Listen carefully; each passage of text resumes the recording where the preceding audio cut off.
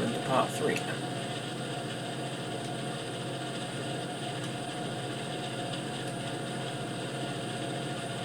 Yeah, I think we've probably just gone into part 3.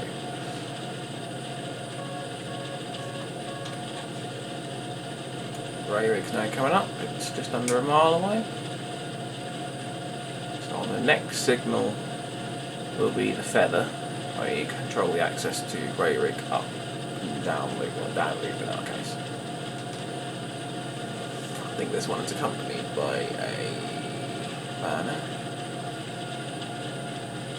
Or not. No, the aspect's there. It is. Splitting banner. And then the main aspect itself. Yeah, Railway loop. So you go, the gradient is back to flatten out, which is probably a good idea because we've lost 20 miles an hour in speed so far, and in fact we are now increasing already. So we go under this bridge, and you have to turn out on the right to the up loop. And then just here we have to turn out to the down loop. Railway is an awkward one because it's 30 mile an hour on the turn out, and as soon as you get in the loop it's 10. And then the speed limit for us drops from 95 back down to 90, so it's 80 through our type of train. Still more than 75, so we're alright to keep going, and there's a train pulling into the loop there. So we go under the M6, and this is the point I mark as the point where we enter the Loon Gorge.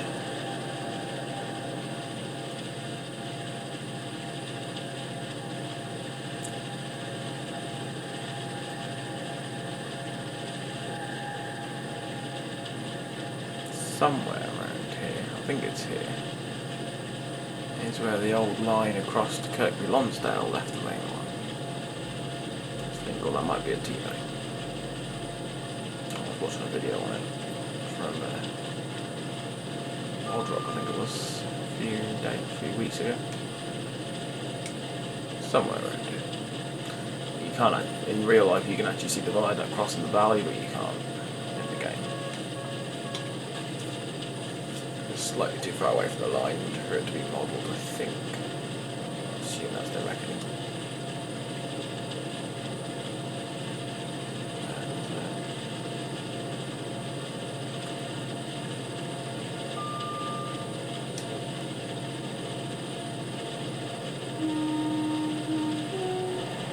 Okay, thought I saw some NR there, but yeah, there we are. I knew there was some around there. So we're now passing crossovers at Lowgill. I think we've already passed Lowgill HABD, or HABD as I like to call it.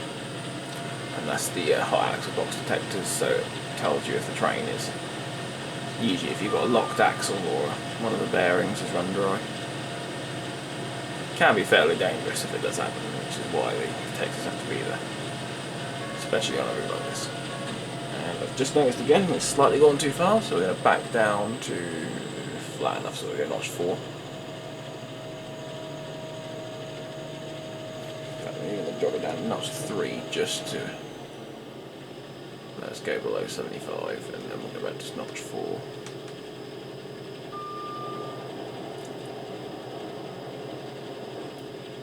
Okay, we're under 76, so we'll go to 75. We'll go notch 4 to 75.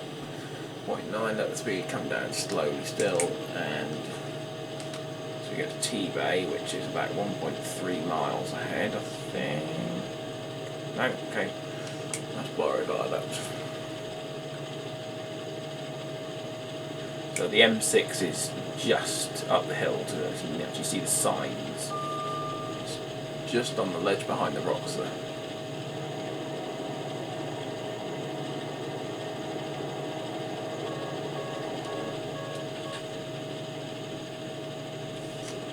Further up the hill now. It's still there. Every so often you see a sign for it.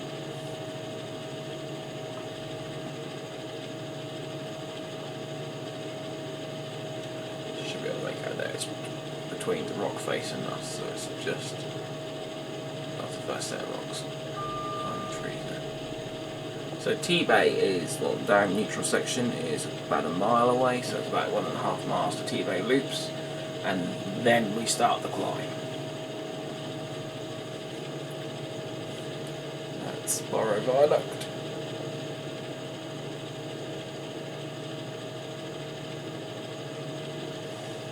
Lots of things mentioned on the HUD up here. So we got Sparrow Viaduct we've just gone across, and we got T-Bay down neutral section, T-Bay down main, and then T-Bay down stop, which I think is just a marker. I'm not sure why it's there. It's probably a scenario marker for when you're in a scenario. Speed limit now 105 for EPS. I think actually it's 105 for everything actually.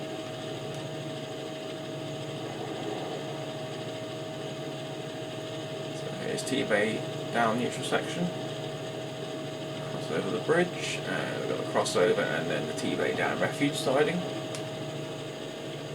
I don't think they use that much as a freight loop, more just a case of an emergency loop. Those sidings do exist in real life to the other side of it, I think I've seen them before. Get the green light and through here, and you can see the gradient is now about to get very steep, so we're going straight up to notch 8 because we've actually fallen below 75 already. And already we're losing power, we're losing speed, even in notch 8, so we're probably going to get to the top at about 45 miles an hour, if that. So I declare as we go under that was the M6 again. So that's the point I mark as the point we're now out of the Loon Gorge, and now we're on the West Coast Main Line's version of the long drag. The official long drag being on the Southern Carlisle between Bleemore and Settle.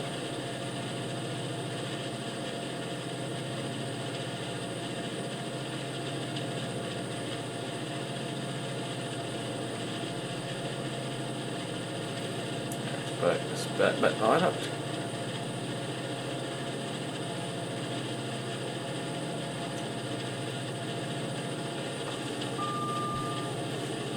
And it is now 1 in 75. Our current speed is 66, falling very rapidly. The E1.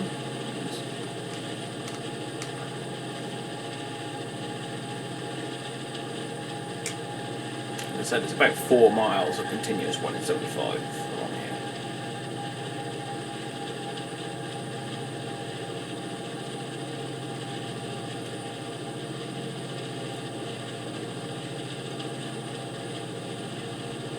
I think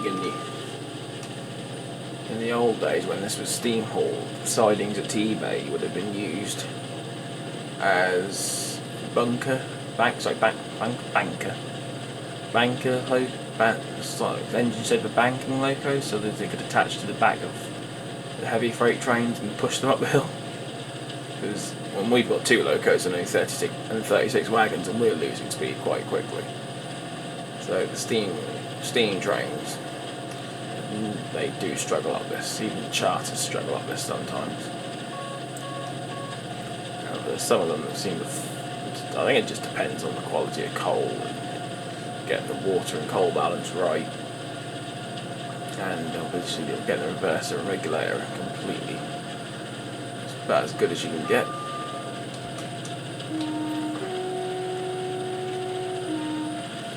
The crossing coming up.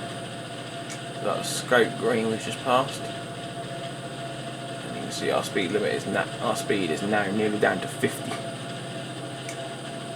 Also noticing my camera is now on 3 bars instead of 4. Which I'm hoping I've got enough to make with Carlisle. It's half an hour away. ETA is going up quite quickly because we're going so slow up this bloody hill.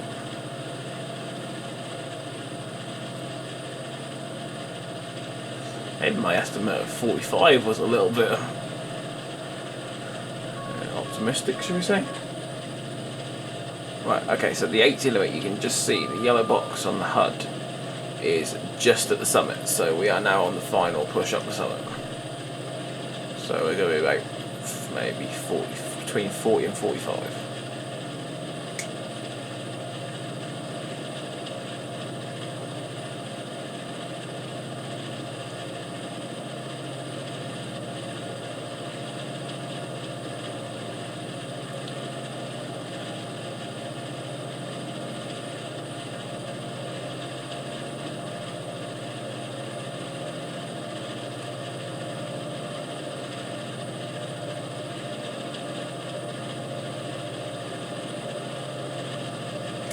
wailing noise, you can almost, I think it's the sounds like the traction motor's complaining. Because obviously this is a diesel electric loco. So the diesel engine powering electric traction motors, and you can hear them proper wailing as they're complaining with the strain. But you can now see on the HUD is Shap Summit. So at that point it's then pretty much downhill all the way to Carlisle from there. Which again naturally brings with it its own problems. Now instead of managing the power, we're now got to manage the brakes. So we've just gone under 45.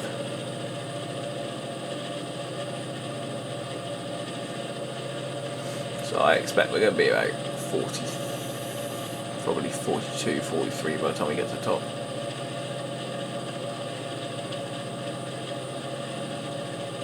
I've seen videos of steam trains do this better than how we're doing at the moment. Speed limit there just drops to 80. I don't think any train really needs to apply the brakes there, they just shut off and let it coast down to 80. Assuming the train's maximum speed limit is above 80.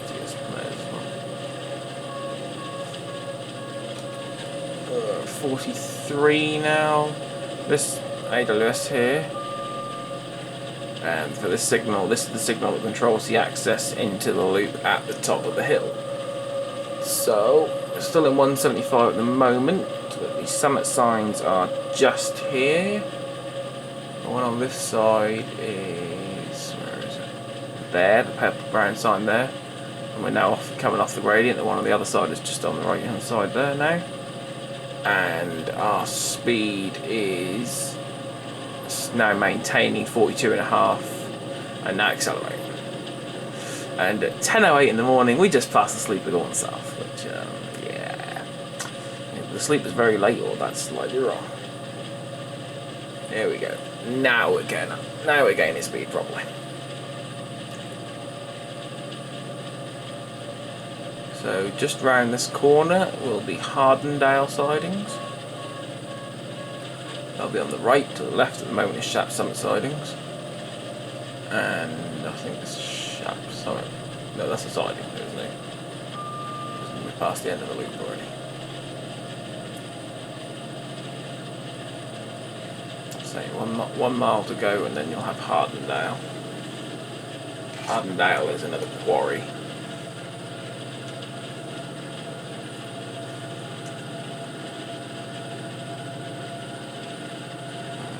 Almost been going an hour now.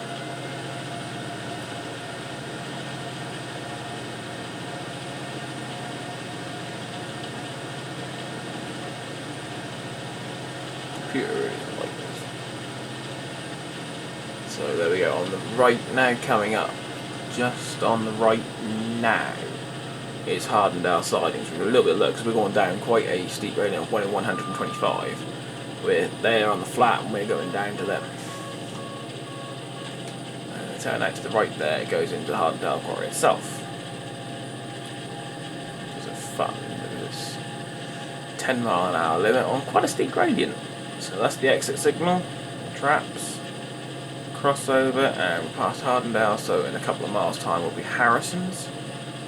And you can see now that we are gaining speed quite rapidly still. Now almost at 70. So it'll be almost back off completely and start using the brakes to control the speed there.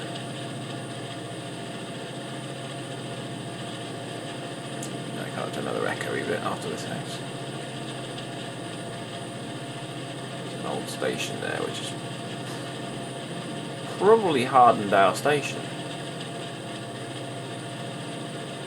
Okay. Not quite where I thought we were, so the echoey bit is coming up soon, but not quite.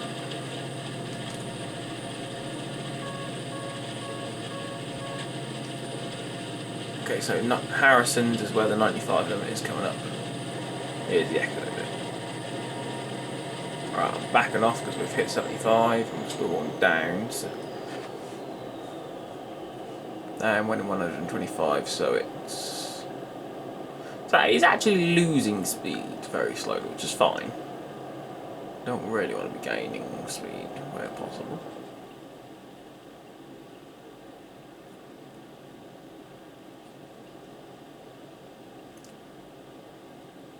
Nice and quiet actually with the engine in idle.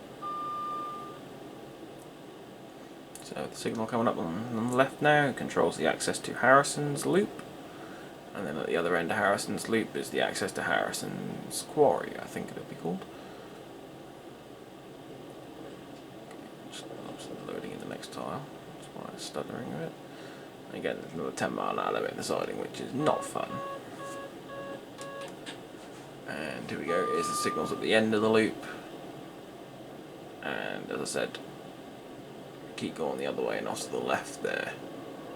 You go to Harrison's. You can actually go along this way, you can actually see the chimneys of the quarry. Just there.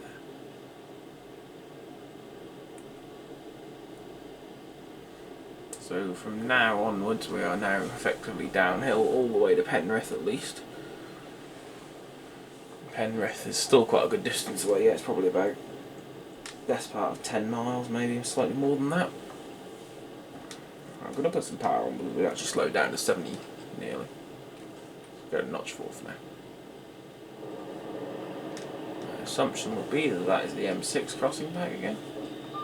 Could be wrong, but it's the only massive, it's the only major road around here. So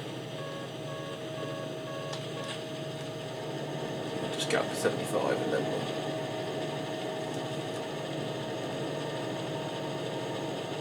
back off again. Next marker point coming up is Bessie Gill down Main. There's a rather interesting feature of Bessie Gill which you come to just after that. Between the marker for Bessie Gill and the Great Stickland down neutral section. That is just where the 105 limit is. Right, back and off again.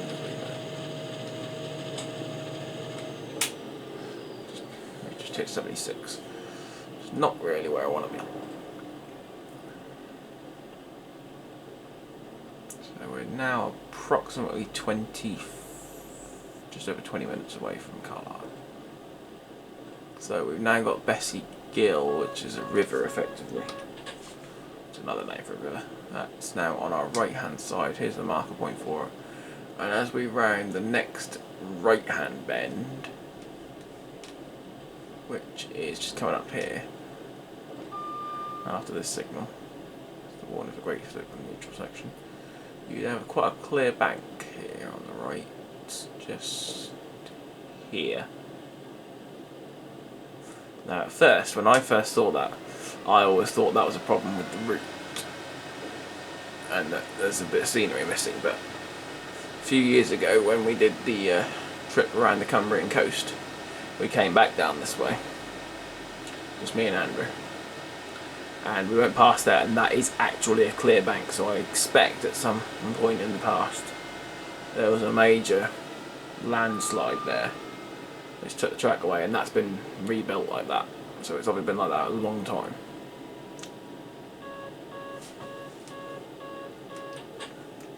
So this is Great Stickland,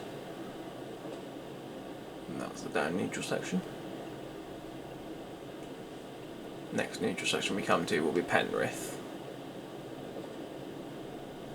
Supposedly neutral sections are supposed to be about approximately 15 miles apart, but I know it's less than 15 miles to Penrith from here.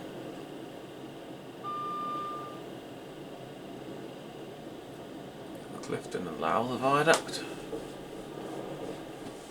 That's just about a mile away now.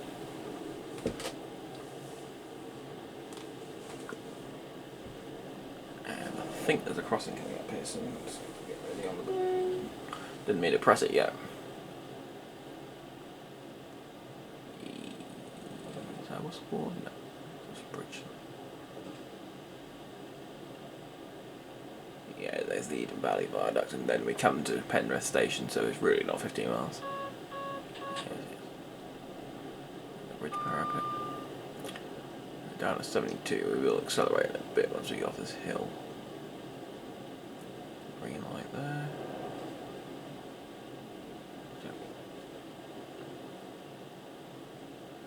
And then Clifton now there.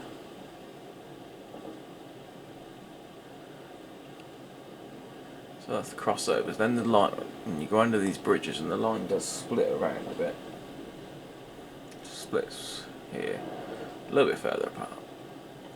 And then after this bridge we come to Eden Valley. And there is a up loop here.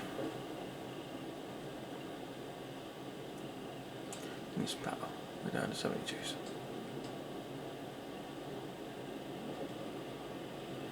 Eden Valley must be by far and away the longest freight loop on the entire route.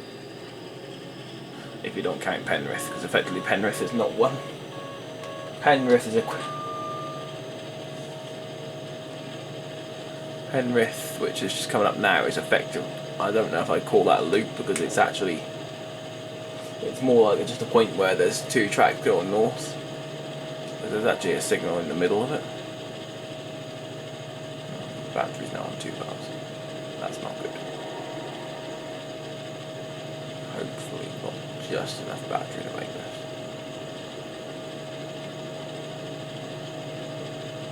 As long as we keep going, we are now less than 15 minutes away from Carlisle. So we have the Lowther Viaduct here, where it starts getting a bit more complicated as we come around here. We also pretty much make a 90-degree turn coming up. So it's after the Earmont Viaduct. Okay, so speed limit drops from 105 to 95 here. There's the whistle board I was looking for.